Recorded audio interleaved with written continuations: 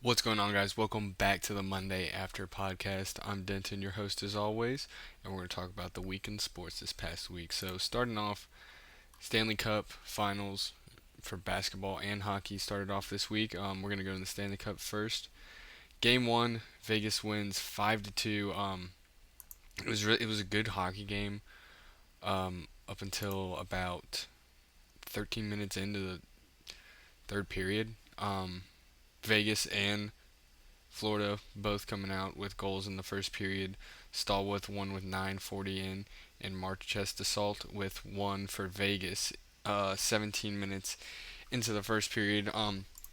At that point, it was looking pretty good for both teams. It could have gone either way, and even in the second period, Theodore scores first 10 minutes in, almost 11 minutes in the second period, and then Duclair coming in with barely any time in the second period with a goal for the Panthers to even it up. So I don't think the final score was anywhere near what anyone thought it would be for this game. Just because of that, the momentum seemed to be for the Panthers going into the third period. Um, they couldn't get really anything working at all. Vegas just came out trying to break the back of the net. 7 minutes. White Cloud scores for Vegas, making it 3-2. Um, and then almost 7 minutes later, Stone scores the fourth goal for the Knights, um, putting them up 4-2, kind of putting big pressure on the Panthers. They went to an empty net with about 2 minutes left in the third period, and then Smith sneaks one in for the 5-2. Game two thoughts. I think Vegas will win game two. I know I said in the last podcast that I thought Florida would come out stronger than they did because of the rest. Obviously, there can be a thing as too rested in a sense. Um, I mean, Vegas home playoff record is 7-3. Not a big sample size, but that's still, they win 70% of the time at home. So we'll see what happens. That game is tonight at 8 on Monday, June 5th. Um, I think Florida will keep it close though. I think getting their legs back under them, just keeping up the pressure. I think it will be close if Vegas does win. Um, Try and get some momentum going into their home ice. Florida will. That's what they want to do, especially if they can get this game too. Bring it back to Florida and see what happens. NBA Finals, like I said, they have begun. Nuggets versus Heat. Thinking about it more and talking to one of my friends about it, the Heat have a better matchup than I think than I thought before. Tyler Hero will be back. I believe he is. He was. I heard he was scheduled to be back um, for game two. Uh, he was practicing pregame with them, but I think he will give more of them a chance if they can get there. I mean, their offense has looked kind of better since Hero's been out, but I think Caleb Martin won't have to be the two man. Vincent won't have to be the two man. It'll take some heat off of Jimmy a little bit, and you know, it's it's. I mean, this game's all about staying healthy. Tyler Hero still has swelling in his hand, so I'm not too sure if he'll get back. But when he does, I think if he does this series, I think it'll help them out a lot more. Um, Going into game one stats, Nuggets, their three, Jokic, Murray, Gordon, had a really good game. 27, 14, and 10 for Jokic. Murray 26, 10, and 6. Gordon 16, 1, and 6. So I think if Jokic can get that ball and everyone else can score, they're going to have a pretty good chance. But that's if other people can score, which we'll talk about in game two, for game two. Um, the Heat's highest scoring players weren't. It was only Bam was in the top three. Jimmy was right outside, but Bam had 26 points, 5 and 13. That's I mean, you want him 20 in double digit rebounds. I think him being on the boards is really going to help them control the game more. Um, Vincent, 19, 5, and 2. And then Highsmith off the bench with 18, 2, and 2 rebounds, 2 steals. So it just depends, really. Jimmy only had 13 points, shot 6 of 14, 7 rebounds, and 7 assists. Those are usually what you're going to get. You're going to get from 6 to 10, 11 from him in those stats, just depending on the night on what the Heat need. Um, but I think him struggling, not really, I mean, kind of struggling, um, hurt the Heat's chances a lot. 11-point win. You don't really want to lose a game won by 10, just because. I mean, sports is it's all about momentum. It's all about momentum, and the Nuggets seem to have had the momentum going into Game 2 on their home court, but the Heat win it with 3 points, by 3 points. Um, Vincent, 23, 3 assists, 2 steals. Um, kind of. I mean, they needed someone other than Jimmy and Bam to score more. Caleb Martin, I believe, is sick. I think he's sick. Um, but in game one, the Heat shot horrendous from three. I mean, it was not a pretty sight. And they to only lose by 11-2 is kind of, I don't know. That was it was not it was very poor shooting. So we're gonna go ahead and take a look. Um, yeah, Chris Martin 1 for 7 from three. David Robinson 1 for 6. Struess 0 for 10. He had 0 points, 21 minutes. You need these role players to score, and if they throw up these shots, they have to make them at least 30% of the time, league average. 30% of the time, 30% of the time, you do something correctly, you're in the Hall of Fame for baseball at least. 0 for 10 is a crazy stat for an NBA team, and in the playoffs too. Like in the playoffs, in Game 2, he had a better game. Um, he had a way better game shooting. Struess did. Caleb Martin 1 for 3. Struess 4 for 10, 14 points. You don't, and he only shot threes. You don't. I mean, 30% time. That's 40%. But 48% as a team in Game 2 from three. The Nuggets only did 39. But I mean, I think it's going to be a better series than a lot of people think. Um, I think these teams match up really good. And one of the points my friend made was you can have Kyle Lowry guarding Jamal Murray, and Kyle Lowry isn't like, I feel like a lot of people, I thought it too. Um, Kyle Lowry is not a small guard. Like he can put a body on somebody, and it's kind of surprising that they're.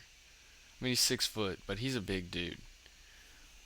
Um, it's kind of surprising that he's still coming off the bench. That's and like with Tyler Hero coming back, you're just adding someone to the bench. I feel like I don't think you can start him. Um, Vincent has been showing out, 23 points in game 2, as I said. But looking over at the Nuggets, Jokic 41 points, 11 assists, only 11 rebounds, only 4 assists.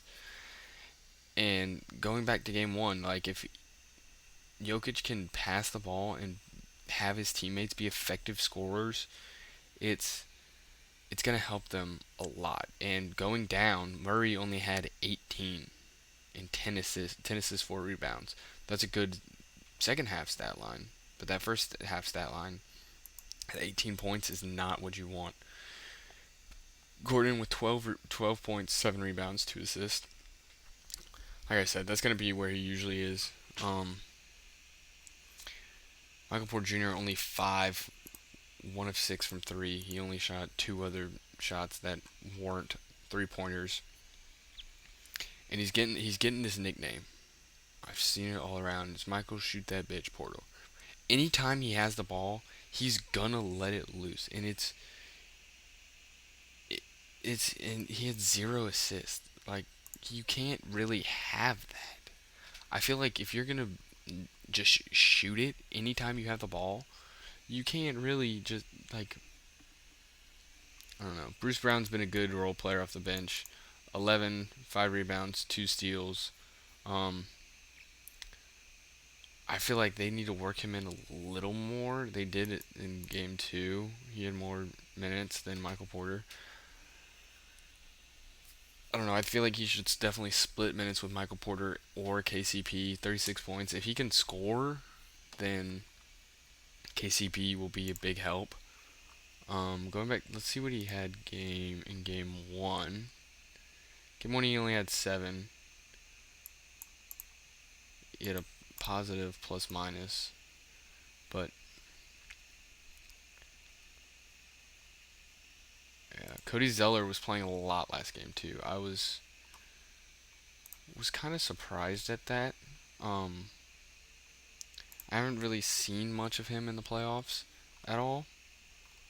Um, see, 8 minutes. Okay, maybe it's a lot less than I thought, but I feel like he's a bigger guy. He's gonna help them on the boards a lot. 6'11". I feel like that will help a lot against Jokic. Cody Zeller's gonna help a lot. Just kind of try and contain Jokic in the inside and off the boards. I mean, if you can get him some minutes, that'll. I want to say it helps a lot, but he's not, one of those premier off the defensive guys. Like, I don't think he's ever been that in his career, really. Let's go to his stats right here. So looking at his career, barely averaging over half a block a game. I mean, 8 points. He hasn't been a real. He hasn't really been a good player at all. I mean, not at all. I mean, he's in the NBA. I can't really talk shit about it. But I don't know. Game two's on Wednesday. In Miami, I feel like 62% Vegas is saying he Nuggets are only favored by 2.5. I definitely think it just goes back to that what I was saying before. Um, Try and get Jokic if he can feed his teammates and they can actually score, then the offense will flow. Everything will flow a lot better, in a sense, and I think they'll have a better chance. But I don't know. Heat on in at home. Let's see their record in the playoffs. And they've had to play a lot. All right, 1-1.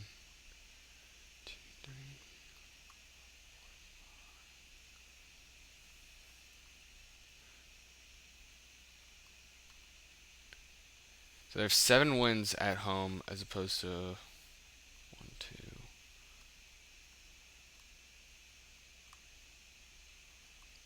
They only have 3. So it's the same thing as Vegas, really. 7 to 3 win loss record at home. I feel like if Jimmy can get his offense going, he had. I mean, it's not like he hasn't had his offense in the past 2 games, but it hasn't been what it's been in the previous rounds when they really needed him. So if he can, he can't hook up 13 points. That's not what they need from him. 23 points is where you want him a little over that. 7 for 19. Um, Granted, he has a kind of hard defensive matchup with whoever guards him because I mean, the Nuggets are such a big team with Murray, Porter. Porter can guard him. Jamal Murray can guard him, which I think they'll opt to instead of KCP because KCP is getting. He's kind of old. He's 30, and he's not LeBron, so the longevity just it's not gonna be there for him. But then you can have KCP guarding like Vincent, Strus, or somebody. Obviously, Jokic is gonna guard him. Aaron Gordon can guard Jimmy. So basically, almost their whole lineup can guard Jimmy. Um, they just have to contain Bam a little bit, and surprisingly Vincent too. I mean, if they can, like, he's been a big part of both games.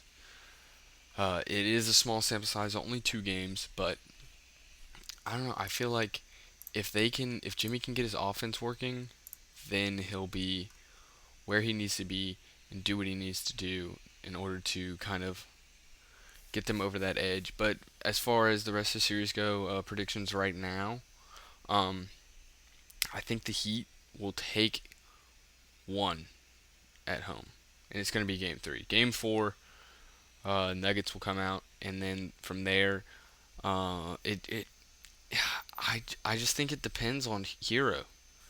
You know, getting him back in, if he can make an impact on offense, the defense is going to do the defense's thing. Um, if he can come back and produce on offense, I think the Heat will have a lot better chance, and I think it'll go to Game 7, and the Heat might win it.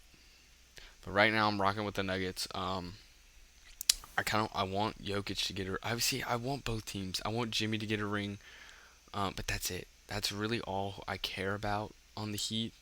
Obviously, KCP, Georgia guy. Want him to get a ring. I want Jokic to get a ring. I really like Jamal Murray. Some people were saying Jamal. I was saying Jamal Murray is underrated. I think some people were saying he's the most overrated guard in the league. Um, but yeah, it's gonna be a good series. A lot better than a lot of people thinking pre game 1 and game 2. And the Heat really showed that they're not messing around at all in game 2. Moving on to MLB, we're gonna go ahead as always look at the stats. Reyes, Silson, pretty at the top, tied for second. Freddie and Ronald, former teammates. Some people think they have beef. Um, I don't like Freddie Freeman anymore. um, a lot of things. I mean, he says that he wanted to stay, but I feel like he would have made it really clear. Um, we're not talking about that. We're talking that'll be its own thing. I'll probably make a video about that.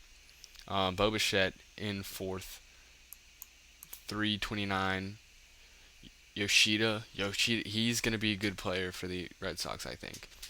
A lot of people were like, since Shohei came over, I feel like a lot of these Japanese prospects haven't been viewed the same because of how elite Shohei is in every aspect, and he's a two-way.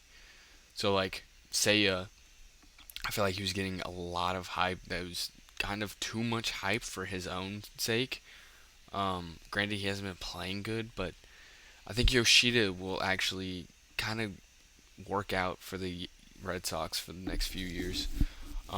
Pitching leaders, we have a new leader, Nathan Eovaldi, 8 wins.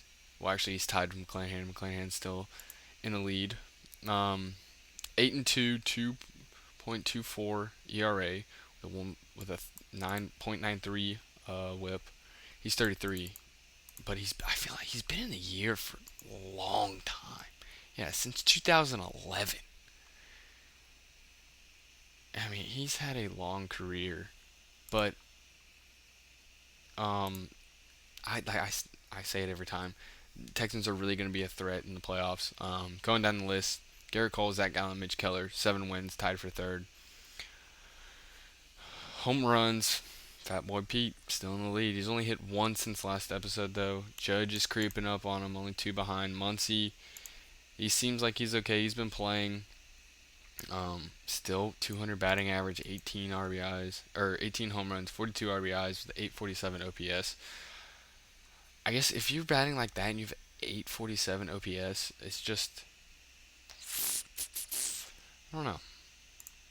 Let's see what his slugging is this year. Slugging, yeah, it's really just his on base. He has a 500 slugging at the moment. He's one of those guys that isn't. He's not gonna get on base. Like look right here, his career average is 229, which is thanks to a few years in 2018 and 2021. But I mean, I think I'm just being a Dodgers hater when I talk about him. He's a good player. I like him a lot. He has good power. Just the contact is weird, but his slugging's there. If he can, I think with the shift, he will play better. And I expected him to play a little better than that. Soler and Olson, um, tied. One thing about him, he can't stay healthy at all. He can't, and it sucks because I fell in love with him during the Braves playoff run, and I think he can be better. I think he can be better than how he's playing at the moment. ERA, Bryce Elder in the lead now, 1.92. Shane McClanahan, 2.07. Warder Rodriguez.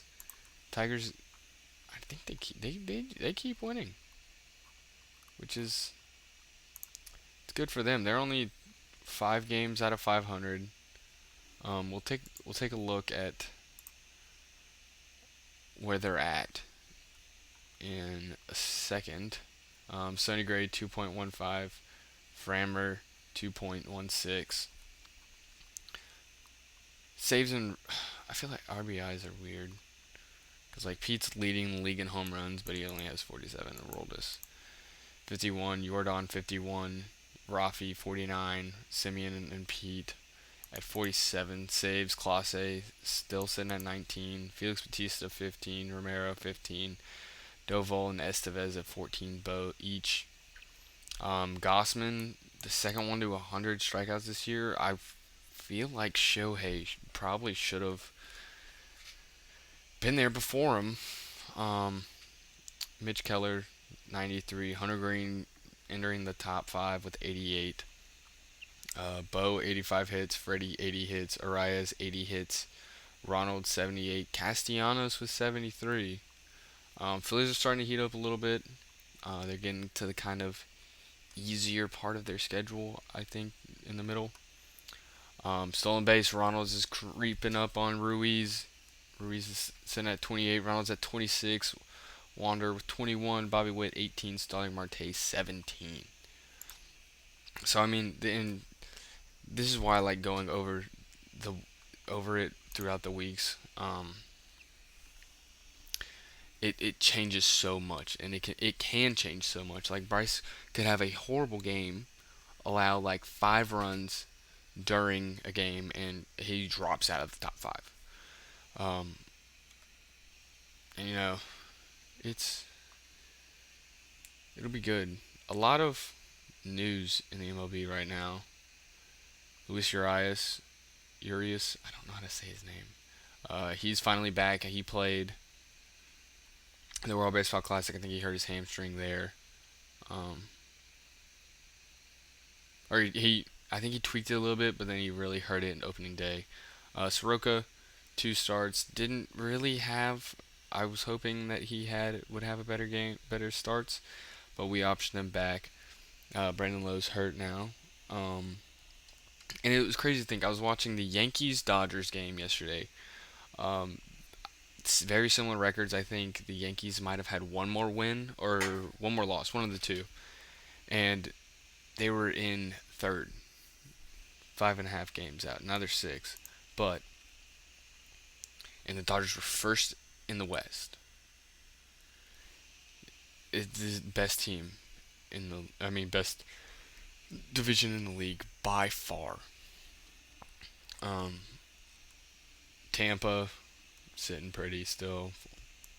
Orioles are still creeping, 4 games behind. Central Twins are still leading, but just they're barely over 500. 3.5 games. The Tigers are behind the lead. They play the Phillies tonight. Yep. The West, the Astros are kind of creeping up still. It's going to be a conversation all year until something actually happens. The Angels, middle of the pack. I don't believe that they are in playoff contention. Yeah, they're 5 games out of the wild card. Braves are still up. Mets, 500 baseball. It's going to be a story all year, underproducing. The West, the Diamondbacks have finally taken the lead on the Dodgers. And the Braves had a pretty rough series against them, honestly. Eddie coming through with a clutch grand slam last night. Um, but this team is good. This team is good. I like it a lot. I like them a lot. And now over to the fantasy baseball. Um, Massive win this week. We destroyed the opposing. But he's this guy's the worst team in this league. I don't really know what he's doing at all. Um, big time for me. Nando, 31 points. Ray Mateo, I got to do something with him because had a great first month and now he's just been shitting it. Jonah Heim, 29. Bryce Elder, 17. Spencer, 16. I mean, he gave up a few. He had 4 walks. 4 walks killed him. But he got the win. No decision from Bryce. But yeah, it's gonna be a shorter episode. I feel like I elongate the episode, and just makes it kind of harder to watch. Um, the watch party will happen hopefully this week. I don't know, it might happen, but just stay tuned. I don't know if I'm gonna do it on Twitch or YouTube, just because I feel like it's easier for the people subscribed to see that I'm streaming on YouTube more so than Twitch if you're not following it. But yeah, thank you guys so much for listening in. Always appreciate it. Keep liking and subscribing. And yeah, I will see you next week.